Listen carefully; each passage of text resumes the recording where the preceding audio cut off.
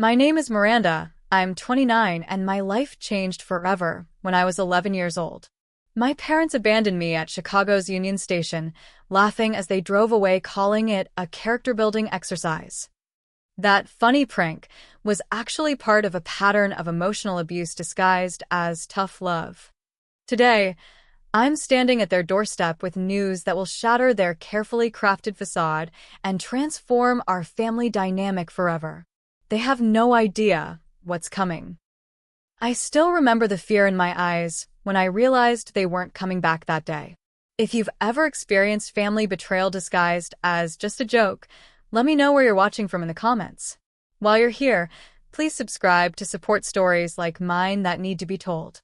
The journey I'm about to share might help someone else recognize that what they experienced wasn't normal parenting, it was abuse. Growing up in our middle-class Portland neighborhood, the Wilson family appeared perfectly normal from the outside. Our two-story colonial with a white picket fence and well-maintained garden gave no hints of what happened behind closed doors. My parents, Heather and Gary Wilson, were respected in the community, Gary as a successful insurance broker and Heather as an elementary school administrative assistant. They were active in the PTA, hosted neighborhood barbecues, and never missed a community fundraiser. To everyone else, they were the ideal American family. But inside our home, a different reality existed. As far back as I can remember, my parents believed in what they called teaching moments, situations deliberately created to toughen me up and build character. In reality, these were calculated acts of emotional abuse disguised as parenting. The first incident I clearly remember happened when I was 7. We were shopping at Washington Square Mall, and I stopped to look at a display of stuffed animals. When I turned around, my parents were gone. Panic set in immediately as I searched for them, tears streaming down my face as I ran from store to store. A security guard finally found me huddled in a corner nearly 2 hours later. When my parents eventually showed up, they were laughing. "See how scared you were?" My mother said, smoothing my hair while I hiccuped through my tears. "Now you'll learn to pay attention and stay close. This was a good lesson for you." The security guard looked uncomfortable but said nothing. I learned early that adults wouldn't intervene, even when they sensed something was wrong. When I was 9, they left me at Cannon Beach during our family vacation. I'd been collecting seashells near the water when I looked up to find our beach spot empty. Towels, cooler, and parents all gone. The tide was coming in, and darkness was approaching. For 3 hours, I wandered the beach, asking strangers if they'd seen my family. Finally, I found them at a restaurant half a mile away, enjoying dinner. "We were wondering when you'd figure it out," my father said between bites of clam chowder. "Your brother Tommy found us within 20 minutes when we did this to him last year." Tommy. My younger brother, who was only 7 at the time. The golden child who could do no wrong. Unlike me, Tommy was quick-thinking, resourceful, and most importantly, he didn't cry or show fear. He was everything my parents wanted in a child. I was everything they seemed to resent. "Miranda's just too sensitive," my mother would tell my Aunt Marcia, her sister, who lived nearby. "Some kids need tougher love to prepare them for the real world." Aunt Marcia would furrow her brow slightly, but never contradicted her sister. Once, after witnessing my parents leave me at a grocery store as a lesson, she pulled me aside. "Are you okay, sweetheart?" she asked, her eyes concerned. I nodded automatically. I'd already learned that showing my true feelings only made things worse. "You know you can call me if you ever need anything, right?" she pressed, slipping a piece of paper with her phone number into my pocket. I kept that paper for years, though I never called. The fear of making my parents angrier always outweighed my need for help. By the time I was 11, I developed coping mechanisms that no child should need. I was hypervigilant, constantly scanning my surroundings for exits and landmarks. I memorized phone numbers and addresses. I kept small amounts of money hidden in my shoes and pockets. I developed severe anxiety that manifested as stomach aches and insomnia. My school counselor, Miss Barrett, noticed something was wrong. She called me into her office after I had a panic attack when my mother was 15 minutes late picking me up. "Miranda, is everything okay at home?" she asked gently. Yes, everything's fine, I replied automatically, the well-rehearsed line coming easily. You seem very anxious for someone your age, she continued. You know you can talk to me about anything, right? I nodded, but remained silent. What could I say? That my parents deliberately abandoned me to teach me lessons? That they laughed at my tears and called me weak?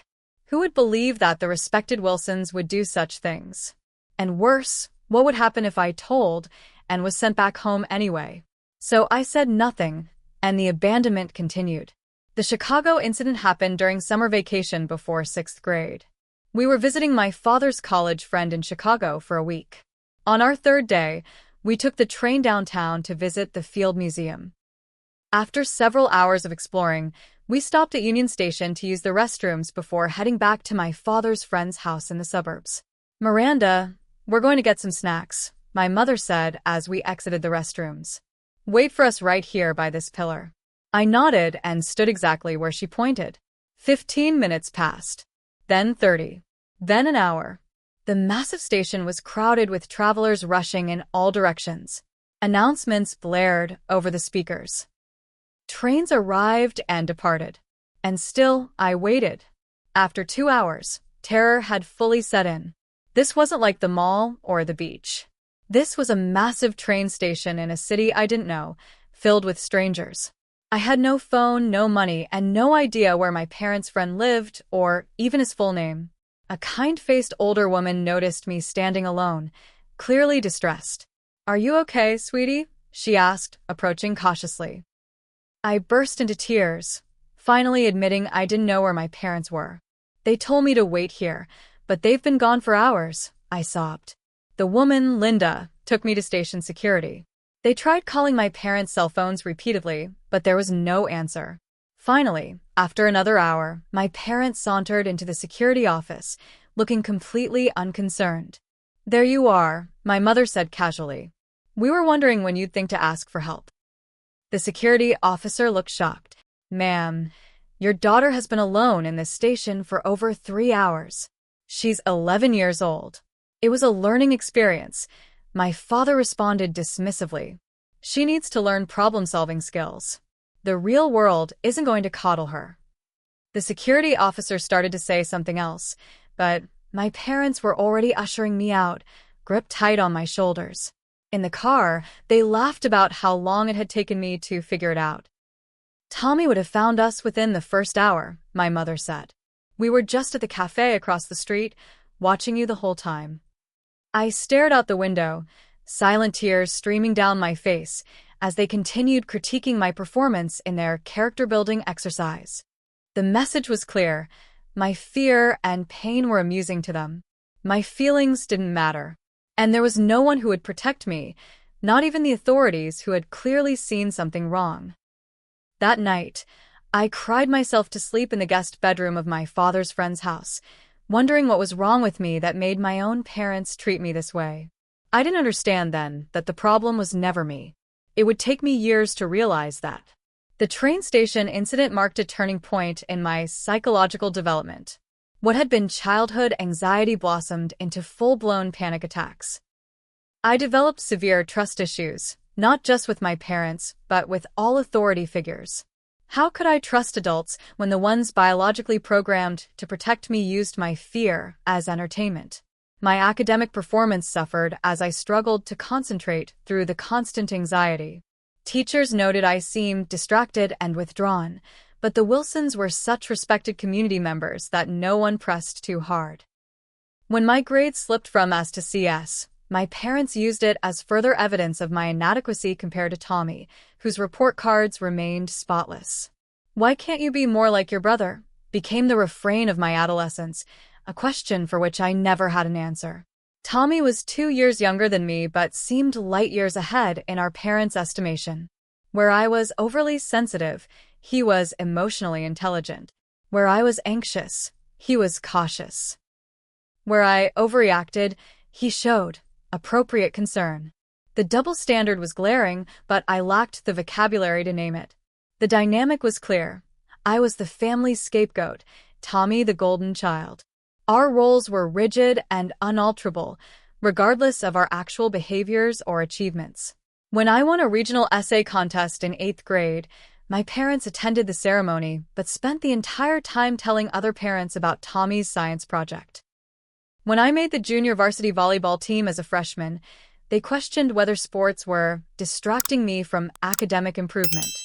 By high school, I'd emotionally withdrawn from my family. I spoke only when spoken to at dinner. I spent weekends with my best friend Rachel, whose parents welcomed me with a warmth that felt foreign and confusing.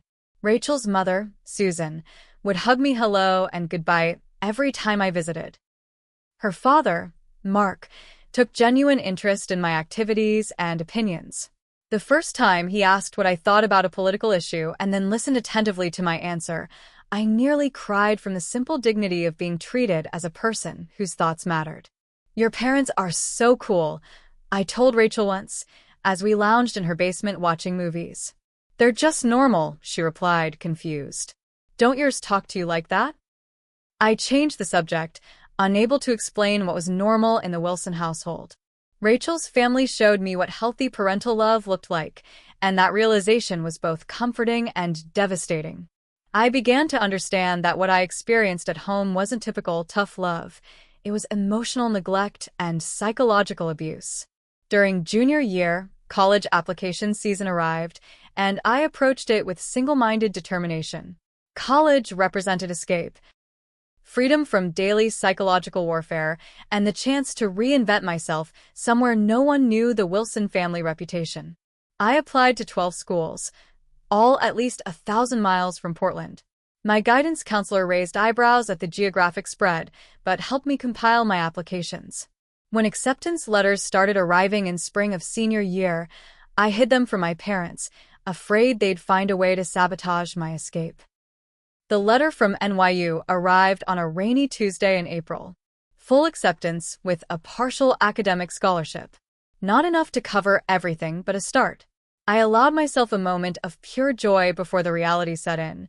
I'd need financial help to make it work. That evening, I approached my parents at dinner. "I got accepted to NYU," I said, trying to keep my voice neutral despite my excitement. "New York," my father replied, barely looking up from his pot roast. "That's expensive and dangerous. You should go to Portland State and live at home." "I received a scholarship," I continued, pulling out the acceptance letter. "But I'll need some help with the remaining tuition and living expenses." My mother laughed. "You expect us to pay for you to run off to New York? After your mediocre high school performance? Besides, we're saving for Tommy's education. He's talking to recruiters from Stanford and Yale." Tommy, then a sophomore, stared at his plate uncomfortably. "I've already accepted," I said, my voice trembling slightly. "I'm going." "Then you're going without our support," my father said firmly. "Financial or otherwise." I nodded, having expected this response but still feeling the sting of rejection. I'd already begun researching student loans and work-study programs, knowing I couldn't count on them. What I hadn't expected was Aunt Marcia's intervention. 3 days after the dinner conversation, she called and asked me to meet her for coffee.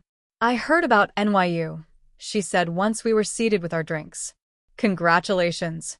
That's a prestigious acceptance." "Thanks," I replied, surprised by her knowledge of the situation. "But I don't think I can make it work financially. That's why I wanted to talk to you," she said, sliding an envelope across the table. "I've been putting aside money for years, thinking someday you might need it. It's not enough for 4 years, but it should cover your first year while you establish residency and find part-time work." I opened the envelope to find a cashier's check for $20,000. Tears sprang to my eyes. "Why?" I whispered. Aunt Marcia's eyes filled with regret. "Because I should have done more all these years. I saw how they treated you, and I stayed silent too often. I told myself it wasn't my place to interfere, that maybe they were right about building independence. But I've watched you grow into a resilient, kind young woman in spite of them, not because of them. You deserve this chance, Miranda." That check changed the trajectory of my life. It allowed me to say yes to NYU, to move across the country, to begin building a life free from daily emotional abuse. My parents were furious when they learned of Marcia's financial support. My mother didn't speak to her sister for months, accusing her of undermining our parenting and rewarding Miranda's defiance. The family rift widened, with relatives forced to choose sides. The final straw came on my high school graduation day. As I sat among my classmates in cap and gown, I scanned the audience repeatedly, looking for my parents' faces. They never arrived. Later, they claimed they had the date wrong. An excuse that might have been believable if Tommy hadn't been homesick that day, requiring one of them to stay with him. The message was clear. Even on one of the most significant days of my life, I was an afterthought. I left for New York 2 weeks later, saying goodbye only to Aunt Marcia and Rachel's family. I didn't call home during my first semester. When my mother finally called at Thanksgiving, her first questions were about whether I was embarrassing the family name with wild behavior. College became my rebirth. For the first time, I could define myself outside the confines of the scapegoat role. I found friends who appreciated my sensitivity rather than mocking it. I discovered academic subjects that ignited my passion. I began to recognize my own strengths and build self-esteem from internal validation rather than the external approval I'd never received from my parents.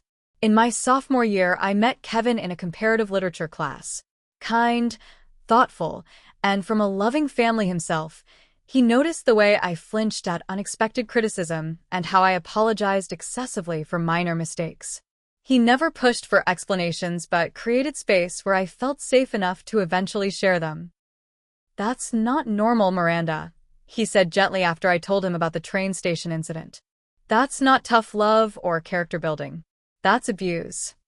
Hearing that word, abuse, applied to my experiences was both validating and terrifying. If what I'd experienced was abuse, then my parents weren't just strict or misguided.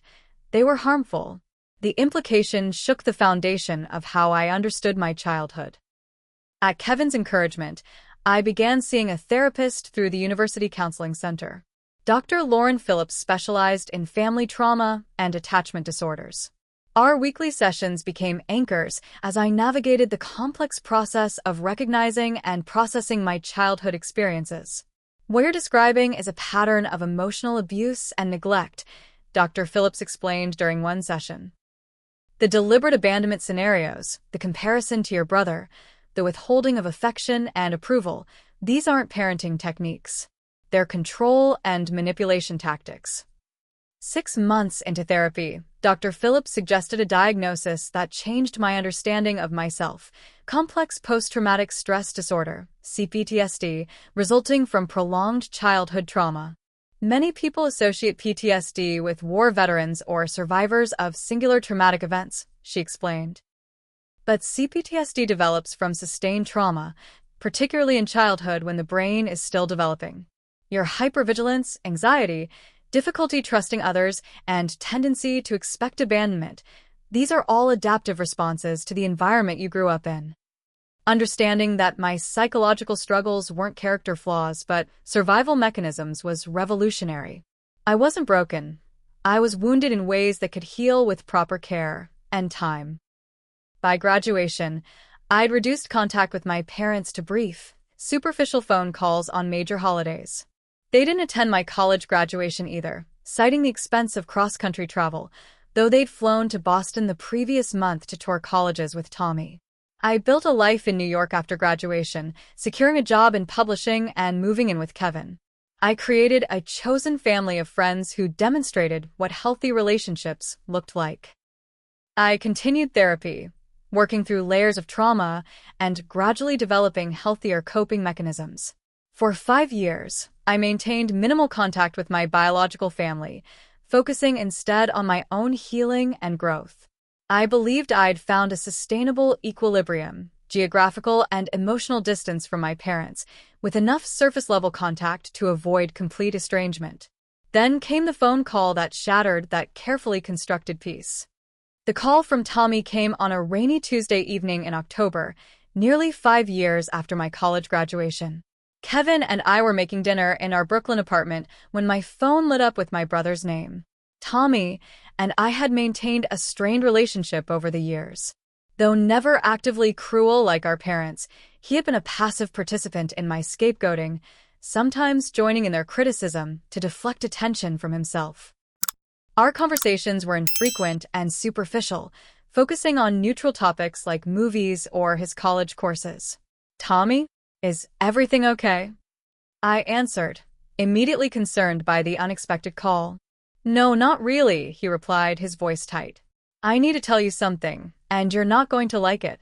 Over the next hour, Tommy revealed a series of discoveries that left me reeling.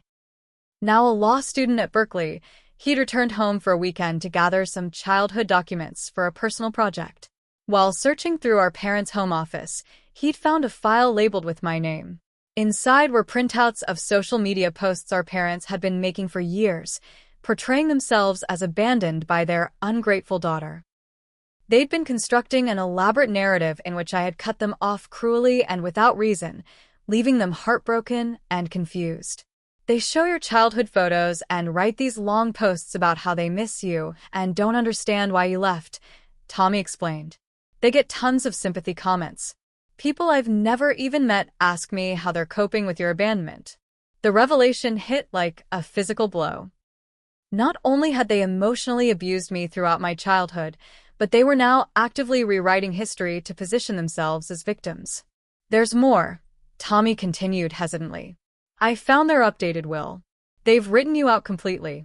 Everything goes to me, with specific language about how you abandoned the family.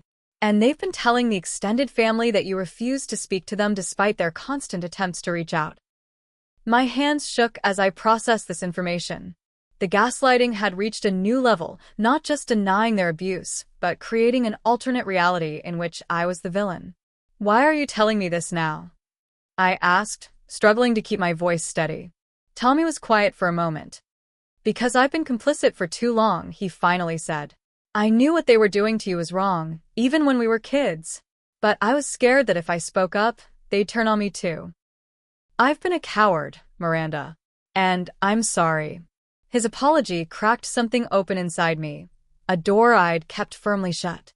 If Tommy could acknowledge the truth after years of denial, perhaps others could too. After that call, I began a methodical investigation into my family's past.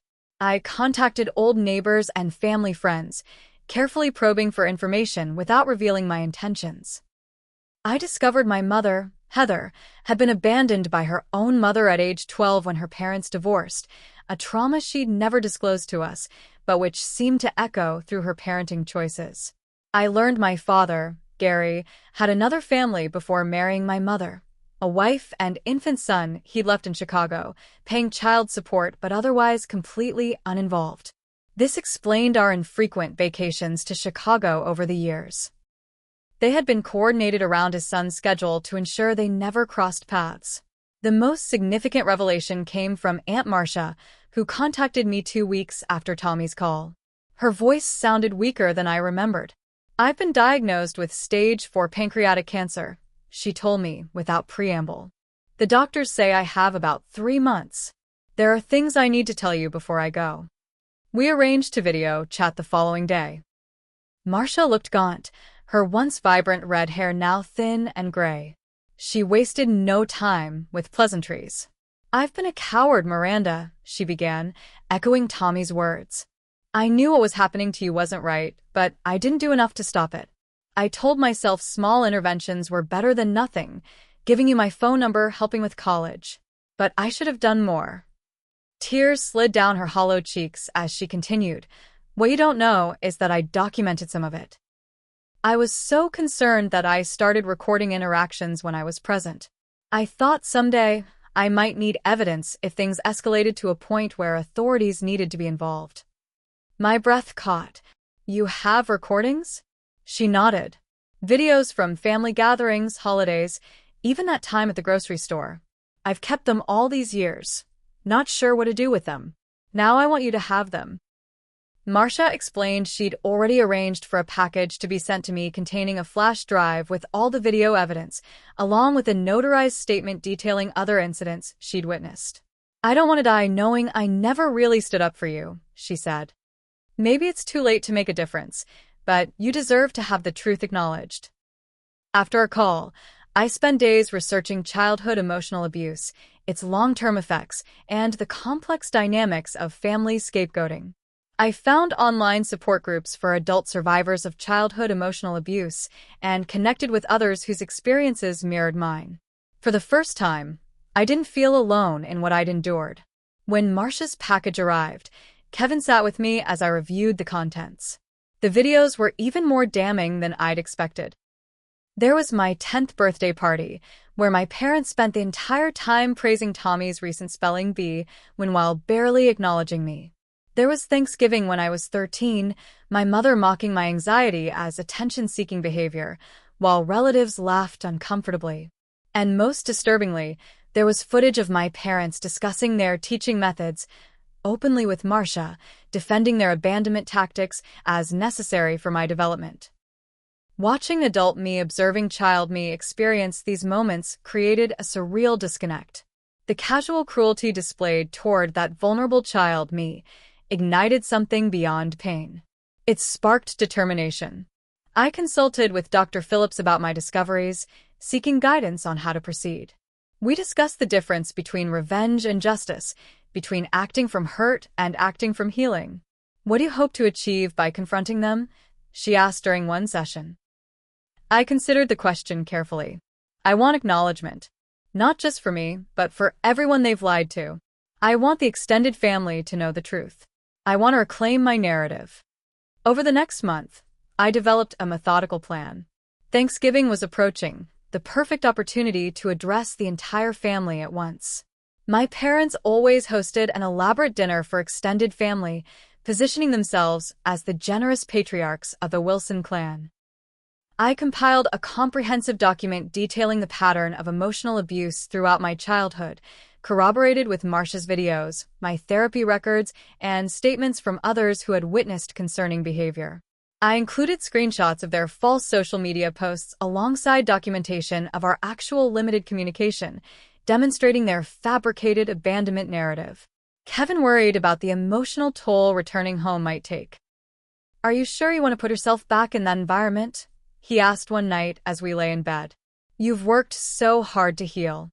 I turned to face him in the darkness. "I need to do this to complete my healing. As long as they're out there controlling the narrative, rewriting my history, I'm still under their influence. I need to reclaim my story." As Thanksgiving approached, I made my arrangements.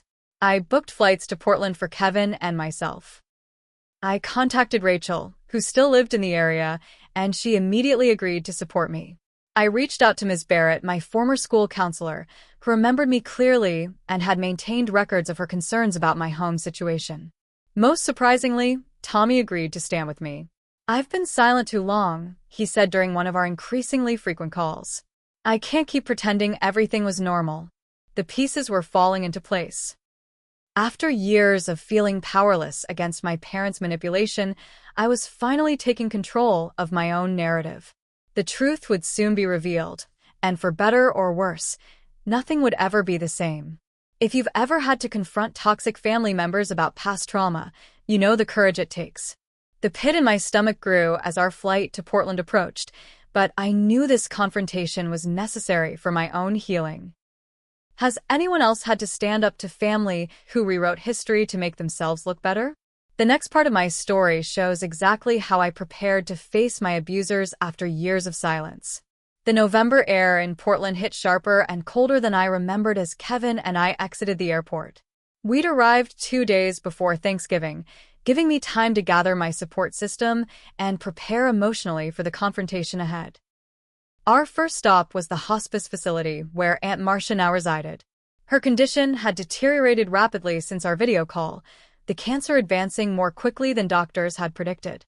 When we entered her room, I barely recognized the frail figure propped up against pillows, her once vibrant presence diminished to a whisper of its former self.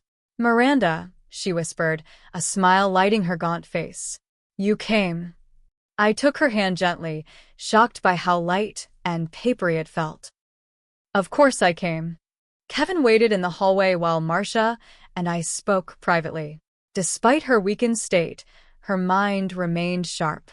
"I have something else for you," she said, gesturing toward a drawer in her bedside table. Letters your mother wrote me over the years. In her own words, discussing her parenting techniques. She was always seeking my approval, justifying herself. I retrieved an envelope containing dozens of letters spanning my childhood years. Scanning a few, I felt simultaneously vindicated and nauseated. In black and white, my mother detailed incidents I described to therapists, sometimes questioned myself about, and often been told I was exaggerating. "Why did you keep these?" I asked. Marcia's eyes filled with tears. At first, because I thought she might realize what she was doing if she saw it written down. Later, because I knew someday you might need proof that you weren't imagining things. Before leaving, I asked the question that had haunted me for years. Why didn't you do more? Report them, take me in something? Marcia closed her eyes briefly. Fear. Denial. Misplaced family loyalty. The belief that blood ties somehow sanctified their behavior. By the time I fully accepted what was happening, you were nearly grown. My greatest regret is not acting sooner. I leaned down and kissed her forehead. Thank you for acting at all. Many didn't. That evening, Rachel met us at our hotel. 20 years of friendship had made her as much sister as friend, and seeing her familiar face brought the first genuine smile since our arrival. "God, it's good to see you," she said, wrapping me in a tight hug. "I still can't believe you're really doing this. Brave as hell, Mira." Over dinner, I shared the complete plan, showing her the evidence I'd compiled and explaining each person's role. Rachel had witnessed enough of my childhood to never doubt my accounts, but seeing Marcia's videos left her shaken. "I knew it was bad," she said quietly after watching a clip of my mother belittling me at a family barbecue. "But seeing it as an adult, it's so obviously wrong. How did no one stop this?" "People see what they expect to see," Kevin replied. "The respected Wilsons couldn't possibly be abusers. It's easier to believe a child is difficult than adults are cruel." The next morning, we met with Ms. Barrett at a coffee shop near my old high school. Now in her 60s and retired, she arrived carrying a worn leather portfolio. "I kept records of all our interactions," she explained, spreading documents across the table. "Notes from our sessions, communications with your parents, my formal expressions of concern to the administration. I was never able to gather enough concrete evidence for formal report, but I documented everything." Looking at her meticulous records, dates, quotes, observations of my physical and emotional state, I felt a rush of gratitude for this woman who had noticed when so many others looked away. "Thank you for believing me," I said, my voice catching. "Even when I couldn't tell you everything." Ms. Barrett covered my hand with hers. "I've thought about you often over the years, wondering if you'd escaped, if you'd healed. I'm proud of the woman you've become, Miranda." Tommy was the last to join our coalition, meeting us that afternoon at a park where we'd occasionally played as children. At 27, he looked remarkably like our father, tall and broad-shouldered with the same square jaw. But his eyes were kinder, carrying the weight of complicity he was only now beginning to address. Our embrace was awkward at first, years of emotional distance creating physical hesitation. But as we talked, reviewing the plan once more, something shifted. For the first time, we were truly allies rather than occupants of opposing roles in our parents' psychological game. "I've told them I'm bringing a girlfriend to Thanksgiving," he explained. "They're excited, thinking it's getting serious. They have no idea you're coming too." "How are they lately?" I asked, realizing I knew almost nothing about my parents' current lives. Tommy's expression darkened. "Worse in some ways. Dad's drinking more. Mom's obsession with appearances has gotten extreme. They've constructed this whole narrative where they're the perfect parents tragically estranged from their ungrateful daughter.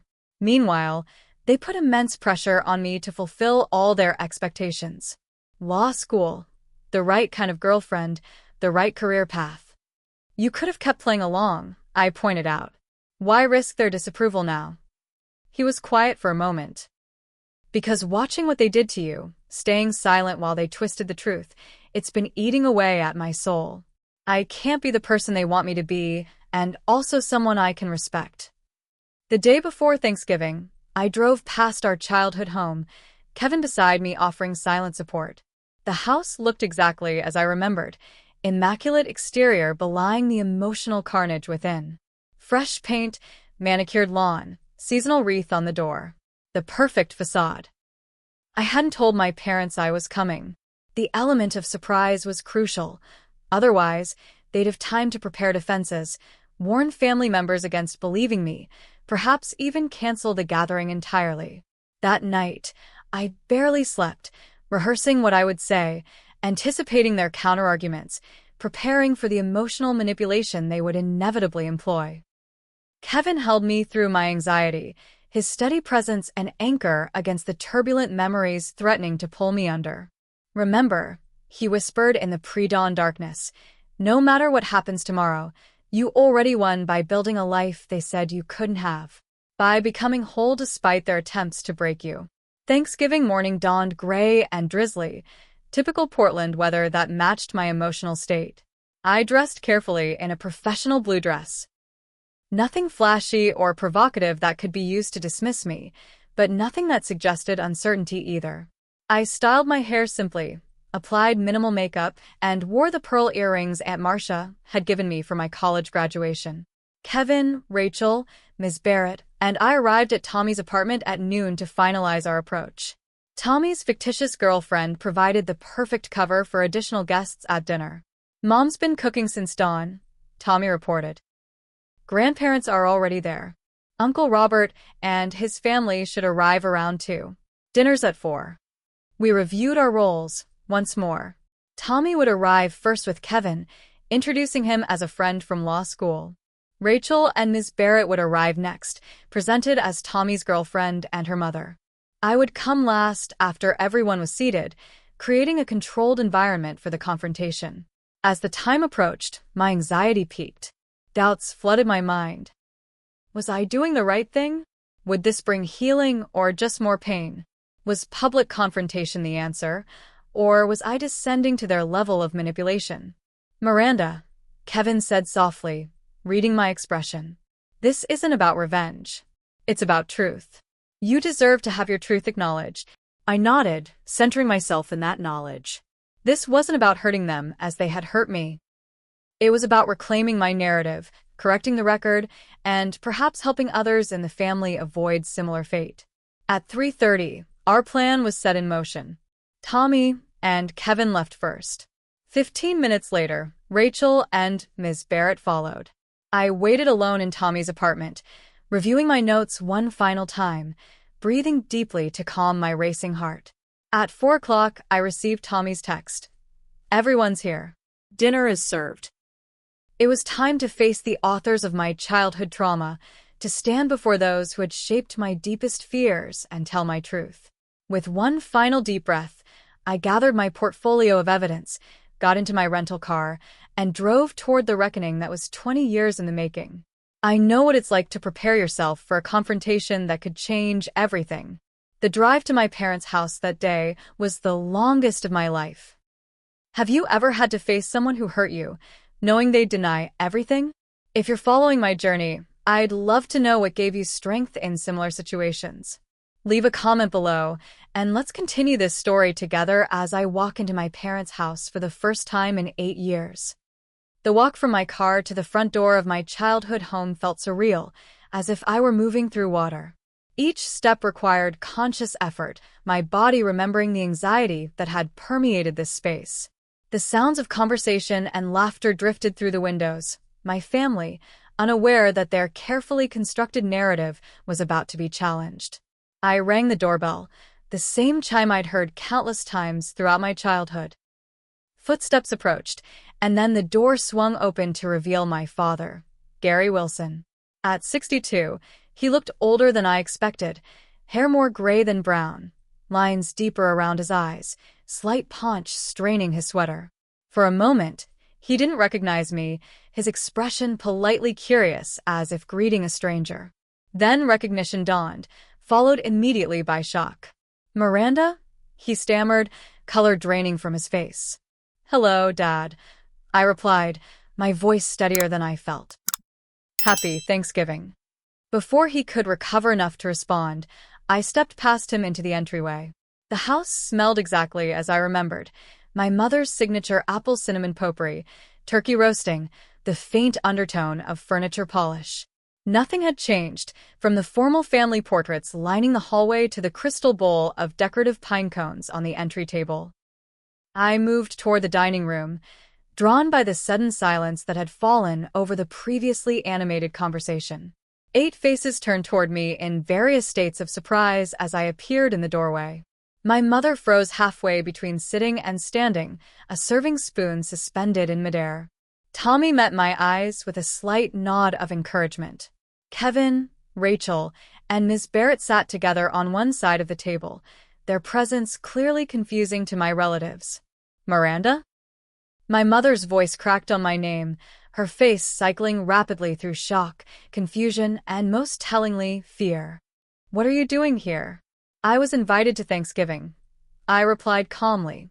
By Tommy. My grandfather Wilson rose shakily from his seat.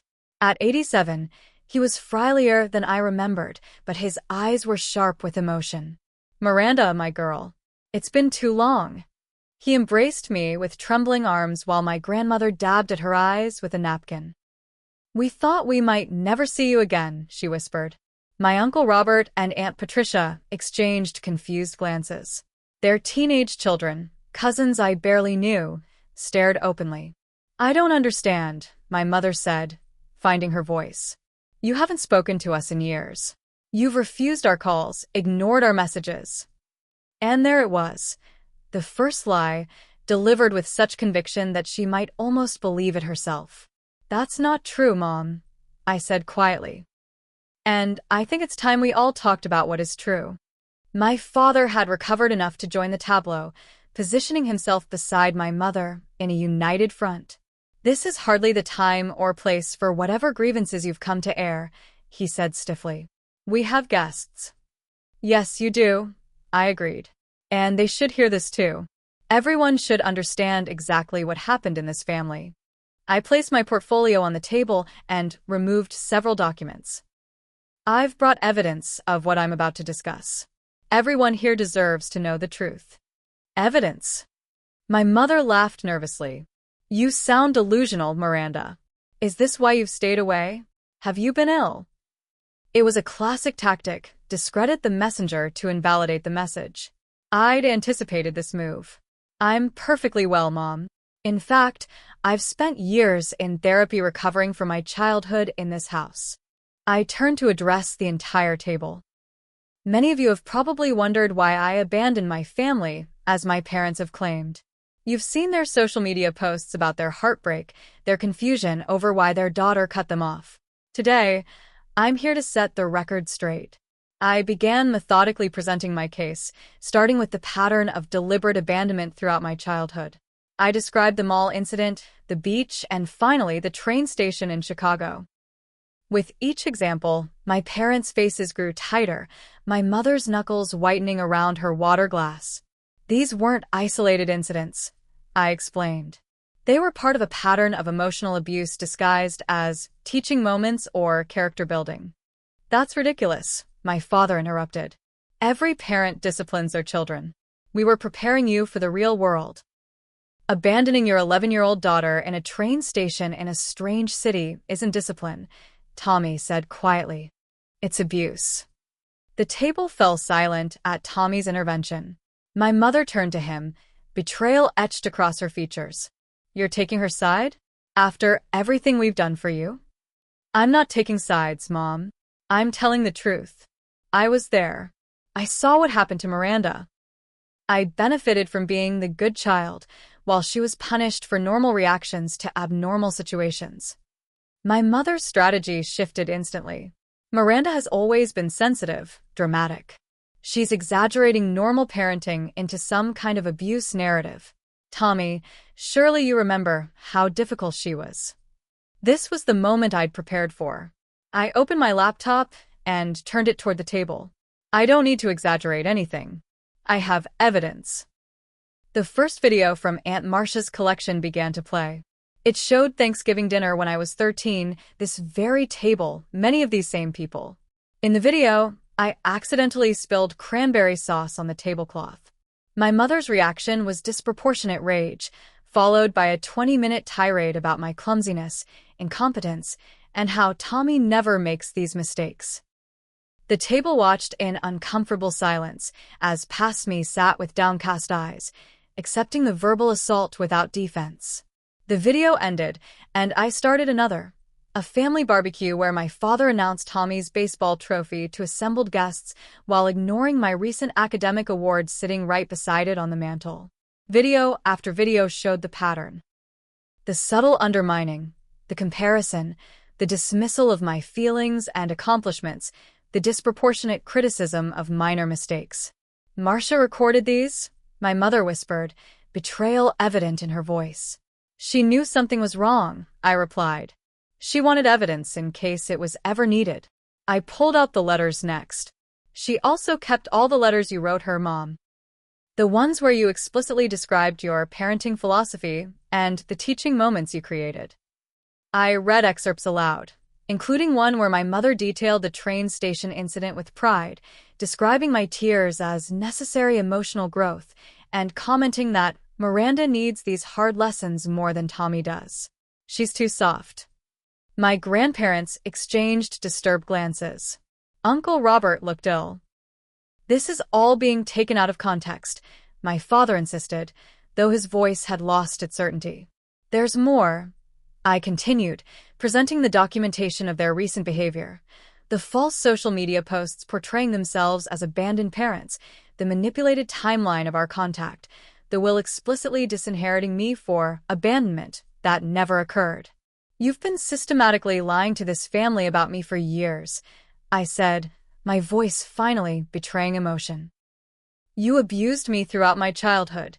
Then when I limited contact to protect my mental health, you portrayed yourselves as victims and me as the villain." The room was so silent, I could hear the wall clock ticking. My mother's face had gone from defensive to calculating. When she spoke, her voice was tearful, playing to the audience. "I don't know why you hate us so much, Miranda. We did our best as parents. We loved you. If we made mistakes, we're sorry, but to come here and humiliate us in front of family on Thanksgiving, that's cruel." It was masterfully done. The deflection, the non-apology, the repositioning of herself as victim. For a moment, I saw uncertainty flicker across my relatives' faces. This was the Heather Wilson they knew. Emotional, perhaps, but surely not the calculated abuser I was describing. Then Ms. Barrett spoke for the first time. "Mrs. Wilson, I was Miranda's school counselor. I documented my concerns about her home situation for years." She slid her records across the table. Multiple teachers noted her anxiety, her fear of making mistakes, her panic when you were late for pickup. We saw the signs of emotional abuse, but without Miranda's disclosure, our hands were tied professionally. My mother's eyes narrowed. "And who are you to judge our parenting? Some school counselor? You have no right." "She has every right," Rachel interrupted. "I was there too. I saw how you treated Miranda compared to Tommy. I saw her afraid to go home. I heard you mock her feelings and achievements. And I've seen the aftermath," Kevin added quietly. "The panic attacks, the nightmares, the CPTSD diagnosis from licensed psychiatrists who identified childhood trauma as the cause." My father stood abruptly. "This is outrageous. You've brought strangers into our home to attack us with wild accusations. I want all of you to leave immediately." "They're not wild accusations, Dad," Tommy said, standing to face our father. "They're the truth. I've witnessed it my entire life and stayed silent out of fear and guilt. I'm not staying silent anymore." The dynamic was shifting. My parents were losing control of the narrative they'd carefully constructed for decades. My mother sensed it and made one last desperate attempt. "What do you want from us, Miranda?" she asked, tears strategically falling. "Money? Is that why you're doing this? Creating this elaborate story?" "I don't want your money," I replied evenly. "I want the truth acknowledged. I want the family to know what really happened. I want you to stop lying about me to everyone who knows us." I turned to address my extended family directly. "I didn't abandon my parents. I limited contact with people who had emotionally abused me for my entire childhood and who continued to manipulate and lie. I've spent years in therapy healing from what happened in this house. I'm not asking you to choose sides or cut them off. I'm simply asking you to know the truth. My grandmother rose shakily from her chair and moved to stand beside me. I believe you, Miranda, she said, her voice trembling but clear. I saw things over the years that troubled me, but your mother always had explanations. I chose to believe her because it was easier than facing the alternative. I'm sorry. Her simple acknowledgement broke something open in the room. My grandfather joined her, placing a weathered hand on my shoulder. Uncle Robert admitted he'd had concerns about how I was treated compared to Tommy, but had told himself it wasn't his business to interfere. My parents watched in mounting horror as their carefully constructed facade crumbled. The family they'd manipulated for years was seeing behind the curtain for the first time. This is how you repay us for everything we sacrificed for you? My father demanded, his face flushed with anger. By turning our family against us? No, Dad. I replied calmly. This is how I finally free myself from the narrative you created. You didn't sacrifice for me. You sacrificed me to fulfill your own needs, for control, for superiority, for someone to blame when your lives didn't meet your expectations. I gathered my documents and closed my laptop. I didn't come here for revenge. I came for truth. What each of you does with that truth is your decision. As I prepared to leave, Tommy approached our parents. I've enabled this for too long, he said quietly. I'm sorry, but I can't keep pretending. What you did to Miranda was wrong. What you're still doing, lying about her, manipulating everyone, is wrong. My mother turned to him, her expression hardening. So, you're choosing her over your own parents? After everything we've done for you? I'm choosing truth, Tommy replied simply. And I hope someday you'll be able to face it too. We left together, Tommy, Kevin, Rachel, Ms. Barrett, and me, leaving my parents standing in their perfect dining room, surrounded by the ruins of their carefully constructed lies. As the door closed behind us, I heard my mother's voice rise in defensive explanation, already trying to reframe what had just occurred. But for the first time, I knew her version wouldn't be automatically believed. The truth had finally been spoken aloud, and there was no unhearing it. The days following Thanksgiving unfolded in ways I couldn't have predicted. My phone, silent for so many years, suddenly buzzed constantly with messages from extended family members. Some offered apologies for not seeing or intervening. Others asked questions about specific incidents they'd witnessed but hadn't understood at the time.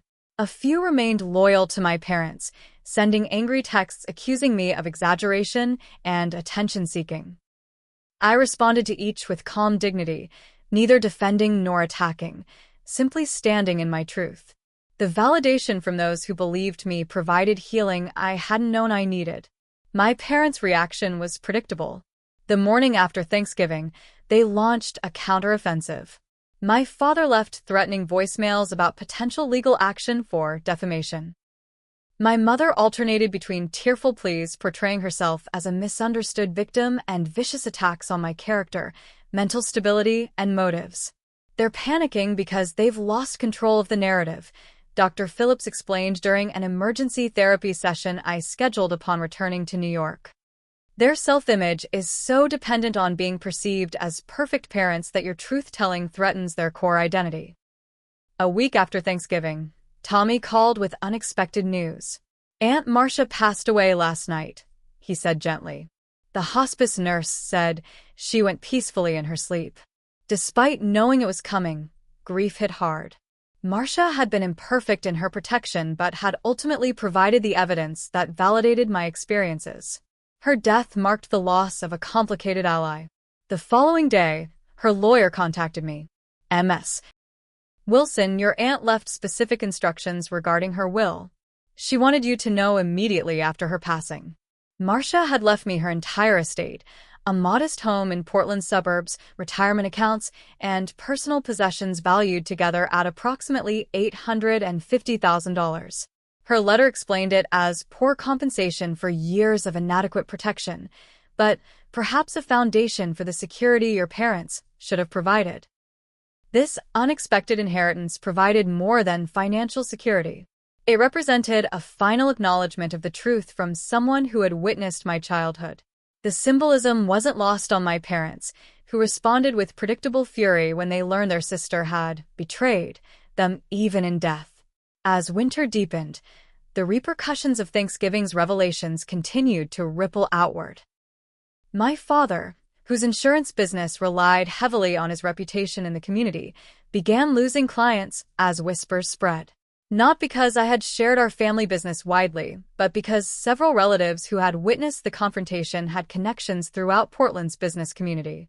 My mother, who had built her identity around being the perfect parent and hostess, found her social invitations dwindling. The carefully curated image they'd maintained for decades was cracking, allowing glimpses of the reality underneath. I took no pleasure in their difficulties. Contrary to what they believed, revenge had never been my motivation. But I recognized the justice in natural consequences, in truth finally piercing the bubble of denial and manipulation they constructed. Meanwhile, Tommy embarked on his own healing journey. He began therapy to address the complex guilt of being the golden child, the pressure he'd faced to maintain that role, and his complicity in my scapegoating. "I'm learning how much damage was done to both of us, just in different ways," he explained during one of our now regular phone calls. "They set us against each other from the beginning. I got the praise, but also impossible expectations. You got the blame, but also more freedom to define yourself outside their narrow parameters." Our relationship, previously defined by the roles our parents had assigned, began to evolve into something genuine. We shared memories, comparing our different experiences of the same events, gradually constructing a more complete understanding of our childhood. In January, I received an unexpected email from my high school English teacher, Mrs. Donovan. She had heard about Thanksgiving through Portland's grapevine and wanted to reach out. "I always sensed something wasn't right," she wrote. "The way you flinched at criticism, how you seemed surprised by praise. I wish I had done more than just try to make my classroom a safe space for you. Please know that your courage in speaking your truth has inspired me to be more proactive with students I worry about now." Her words catalyzed something in me. If my story could help others recognize and respond to signs of emotional abuse, perhaps there was purpose in the pain I'd experienced. I began researching childhood emotional abuse, its signs and long-term effects, compiling information I wish someone had shared with my teachers, relatives, or neighbors. With Dr. Phillips' guidance, I started an anonymous blog sharing my experiences and the knowledge I'd gained through recovery. I was careful to change identifying details while maintaining the emotional truth of my journey from victim to survivor. The response was overwhelming. Comments flooded in from others who recognized their own childhood experiences in my words, who had never had names for what they'd endured, who thought they were alone in their struggles with anxiety, trust issues, and relationship difficulties stemming from emotional abuse. "You've put words to feelings I've had my entire life but couldn't express," one commenter wrote. "For the first time, I understand why I react the way I do in certain situations. Thank you for helping me feel less broken." As the blog gained traction, I was invited to speak at a conference for school counselors about recognizing signs of emotional abuse. Standing at the podium, sharing my story with professionals who could make a difference in children's lives, I felt a sense of purpose emerge from decades of pain. In March, Tommy called with news that shifted the family dynamic once again. "I've been going through some of Mom and Dad's financial records," he said, his legal training evident in his methodical approach. "There are some concerning irregularities. It looks like Dad may have been mishandling client insurance payments, essentially running a small-scale Ponzi scheme to maintain their lifestyle." The discovery presented a moral dilemma. Should I get involved, potentially appearing vindictive, or stay silent and potentially allow others to be harmed? After careful consideration and consultation with Dr. Phillips, I encouraged Tommy to consult a financial crimes attorney for guidance. "This isn't about revenge," I told him. "It's about doing what's right for potential victims." Tommy ultimately reported his findings to the state insurance commissioner, triggering an investigation that would eventually lead to my father surrendering his license and paying substantial restitution. The family narrative continued to unravel as the community learned the respected Gary Wilson had been defrauding clients for years. By spring, I had connected with several cousins and my grandparents, rebuilding relationships that had been distorted by my parents' manipulation. My grandmother, in particular, became a surprising source of support, calling weekly to check on me and sharing stories about my mother's childhood that helped me understand, though not excuse, some of the dysfunction that had shaped our family. I also began working with a lawyer to explore the legal dimensions of childhood emotional abuse. The statutes of limitations for civil claims had long expired, and emotional abuse, without physical evidence, was notoriously difficult to prove in court. But understanding my legal rights, even retrospectively, helped me process the injustice I'd experienced. After much reflection, I decided against pursuing legal action. Not because my parents deserved forgiveness, but because my healing didn't require their punishment. Justice was already unfolding naturally as truth exposed the reality behind their facade. Instead, I channeled my energy into advocacy. I joined a support group for adult survivors of childhood emotional abuse, eventually becoming a facilitator. I volunteered with a children's rights organization, helping develop materials to educate teachers, counselors, and community members about recognizing signs of emotional abuse. Through these activities, I found something I hadn't expected: community. People who understood without explanation, who didn't question the impact of invisible abuse, who recognized the courage it took to speak truth to power, especially when that power had shaped your earliest understanding of yourself. As summer approached, Kevin proposed during a weekend trip to the Catskills. "You're the strongest, most compassionate person I know," he said, kneeling beside a waterfall. "Your capacity to transform pain into purpose amazes me every day. I want to build a life with you, one founded on the truth and respect your parents never gave you." Through tears of joy, I accepted, knowing that in choosing a partner who saw and valued my authentic self, I was breaking the cycle of abuse that had defined my family for generations. When we announced our engagement, congratulations poured in from friends, colleagues, and family members, including Tommy and my grandparents. Conspicuously absent were any well wishes from my parents, who maintained that I had destroyed the family with lies, despite mounting evidence to the contrary. Their absence didn't diminish my joy.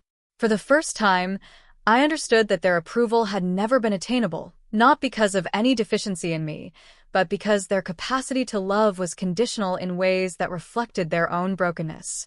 The knowledge was simultaneously liberating and sad. One evening in late June, I received an unexpected letter from my father.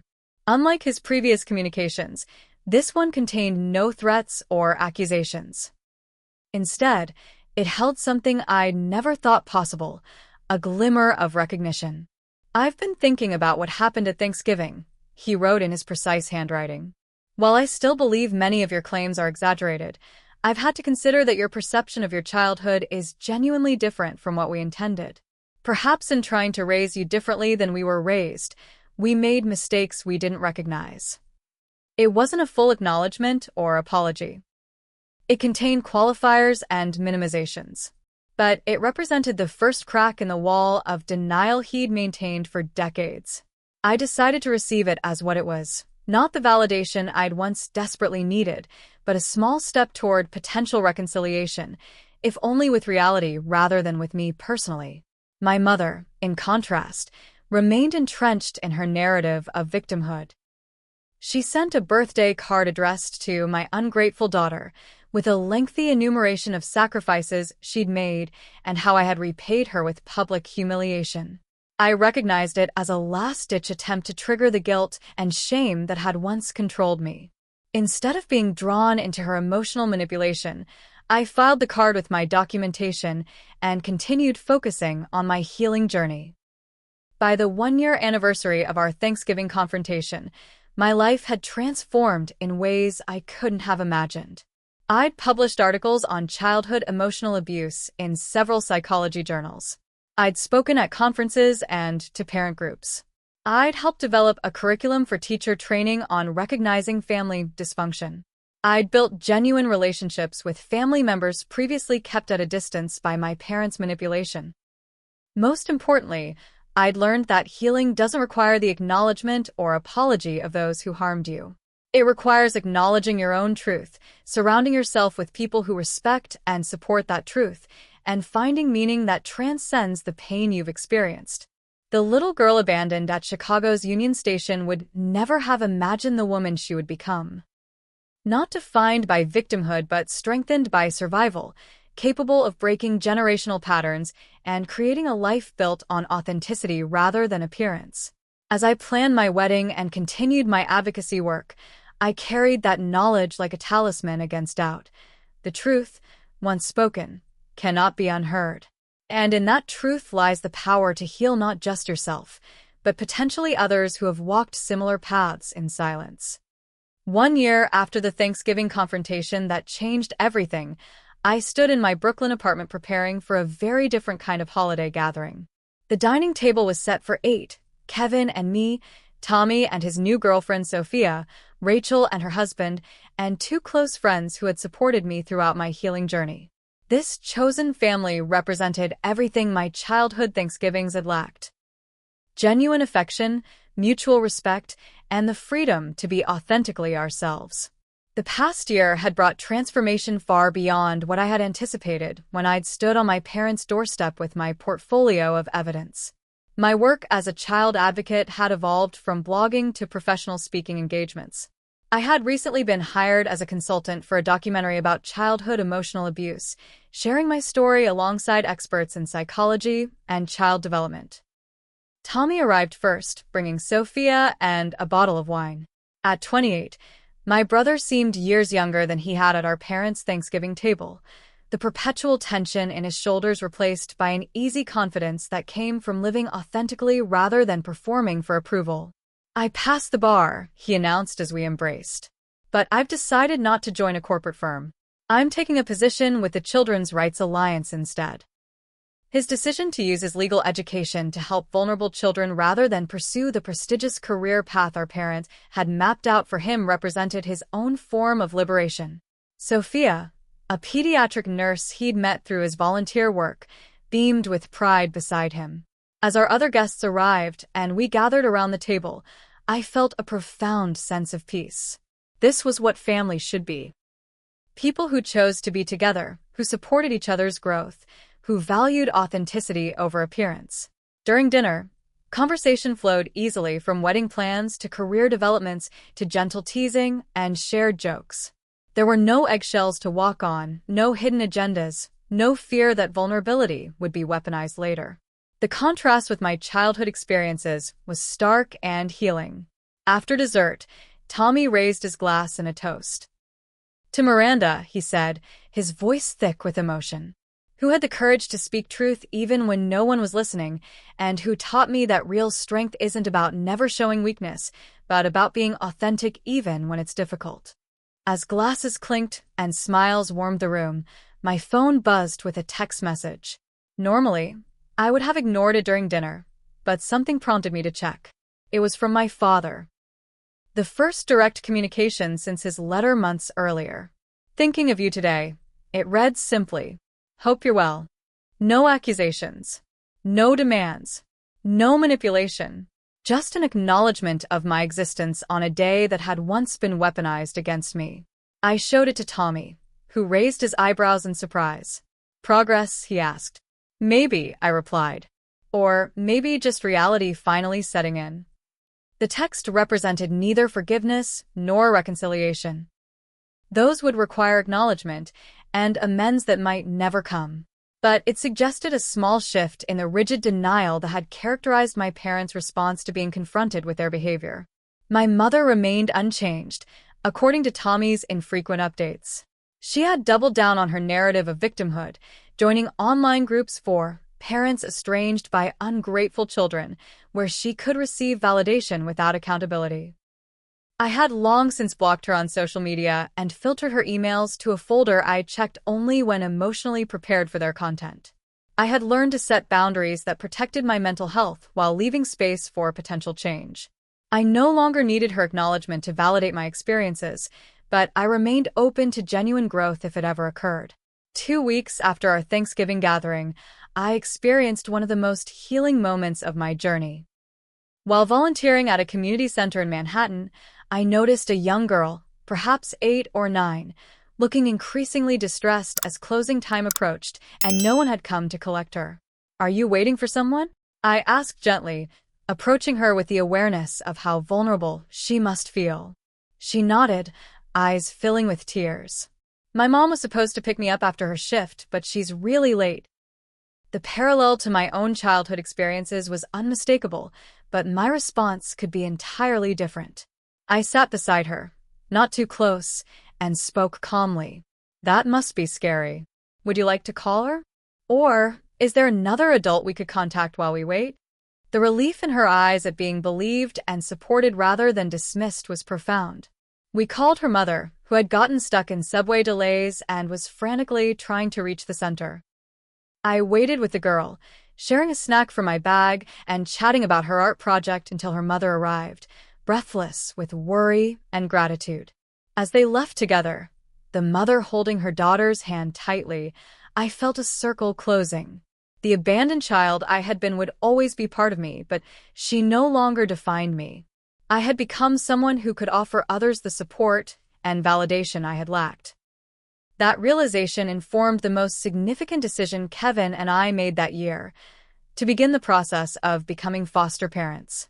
After extensive discussion and consultation with my therapist, we completed the certification requirements and welcomed our first placement in April, siblings, ages 6 and 8, temporarily separated from parents struggling with addiction.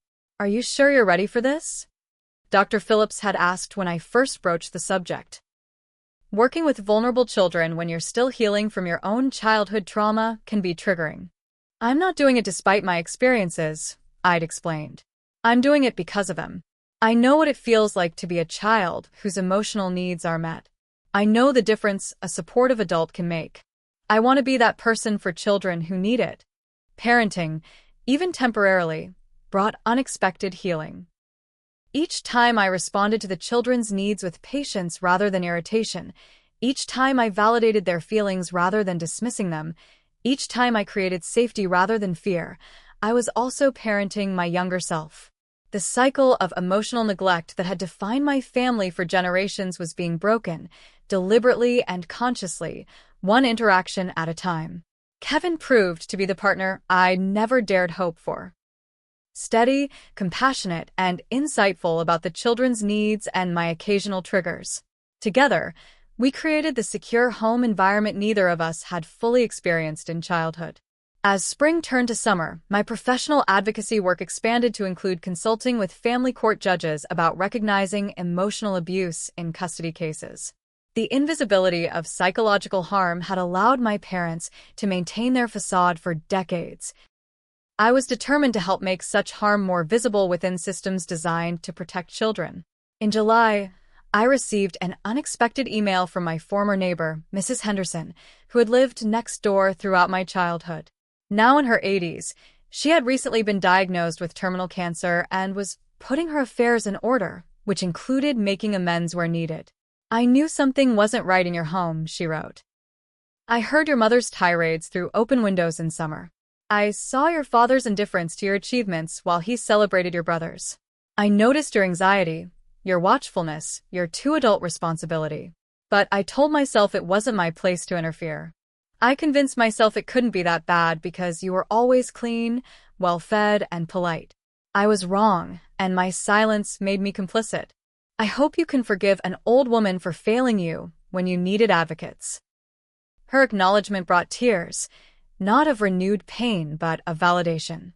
Each person who recognized the truth of my childhood experiences helped stitch together the reality that had been denied for so long. I responded with compassion rather than blame, understanding that the insidious nature of emotional abuse makes it difficult to identify and address.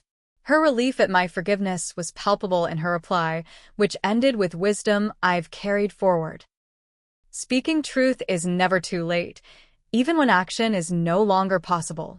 By late summer, wedding plans were well underway for an October ceremony in the Catskills, where Kevin had proposed.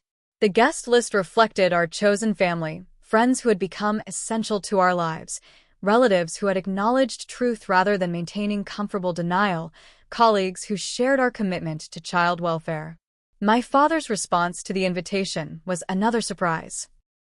A check covering a significant portion of the wedding costs with a note saying simply, "This should have been yours years ago." No strings attached, no expectations of prominence or control. Just a tangible acknowledgement of a parental responsibility he had previously denied. After careful consideration and consultation with Kevin and Dr. Phillips, I decided to accept the gift as offered, not as a erasure of the past, but as a small step toward accountability in the present. My mother's response was predictable, a lengthy email about how cruel it was to flaunt my wedding when our relationship remained strained, positioning herself once again as victim rather than acknowledging her role in creating the distance she lamented.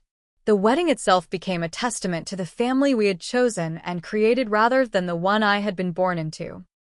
My father attended alone, sitting quietly in the back during the ceremony and offering awkward but seemingly genuine congratulations at the reception before leaving early. My mother declined to attend, sending instead a passive-aggressive gift with a card signed, "Your loving mother whom you've chosen to exclude from your life." Her attempt to cast herself as the injured party no longer held power over me. I recognized it as the desperate effort of someone unable to face their own accountability, clinging to a narrative that preserved their self-image at the expense of truth. As autumn deepened and the one-year anniversary of our foster children returning to their now-sober parents approached, Kevin and I began discussing permanent adoption. The experience had confirmed what we both felt, that creating family through choice rather than biology aligned with our values and life experiences. "We can offer children something unique," Kevin observed one evening as we discussed options. "Not perfect parenting, no one gets that, but conscious parenting. Parenting informed by understanding what not to do because we've experienced or witnessed it."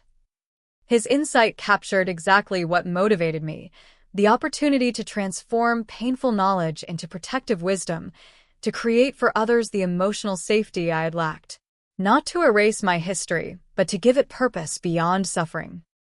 In late November, nearly 2 years after the confrontation that had changed everything, I received a letter from my mother.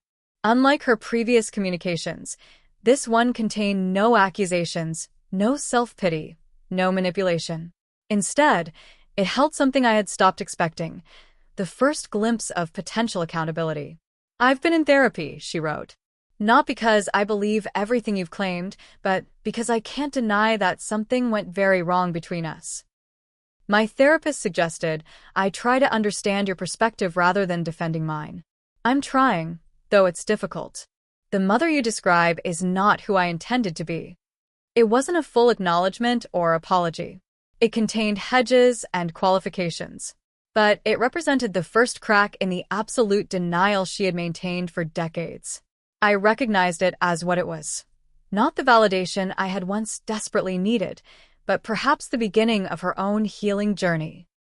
I chose to respond with measured openness, neither rushing to reconciliation nor rejecting the possibility outright. "I appreciate your willingness to consider my experiences," I wrote. "Healing happens at its own pace. I remain open to a relationship built on mutual respect and truth, whenever you're ready for that." Whether that relationship would ever materialize remained uncertain. What was certain was my own transformation from victim to advocate, from defined by others to self-defined.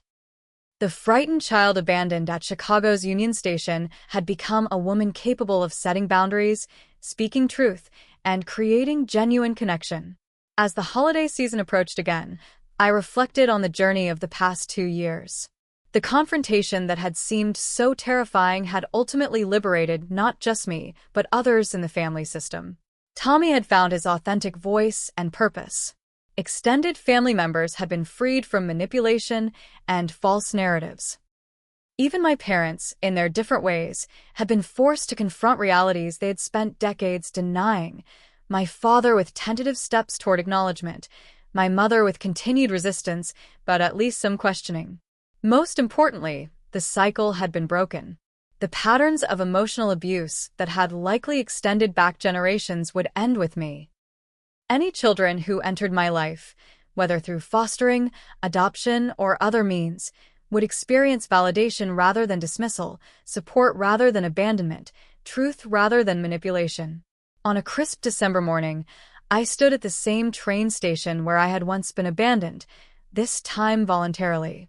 I had returned to Chicago for a conference on childhood emotional abuse, where I would be a keynote speaker. The massive hall that had once been a place of terror now represented something different, a beginning rather than an ending, a testimony to resilience rather than victimhood. As travelers rushed past, I thought about the countless children experiencing what I had, their fear dismissed, their needs neglected, their truths denied. My story couldn't change their immediate circumstances, but perhaps it could help create a world more willing to see, believe, and protect them. The abandoned child I had been would always be part of me, but she no longer controlled my present or defined my future. She had become instead the foundation of my strength, the source of my empathy, and the motivation for my advocacy. In sharing this story, I hope you recognize that family isn't defined by blood but by love, respect, and truth. If you've experienced similar family betrayal, know that healing is possible. Your past doesn't determine your future. And speaking your truth, even when painful, is the first step toward freedom. If my journey has resonated with you, please consider sharing it with someone who might need to hear they're not alone. Has anyone else had to confront family members about past abuse, or found healing by creating boundaries with toxic relatives? Your experiences and insights might help others still finding their way. Subscribe if you'd like to hear more stories of family healing and justice, and like this video if you believe in breaking cycles of generational trauma. Thank you for witnessing my truth. Sometimes being heard is the greatest justice of all.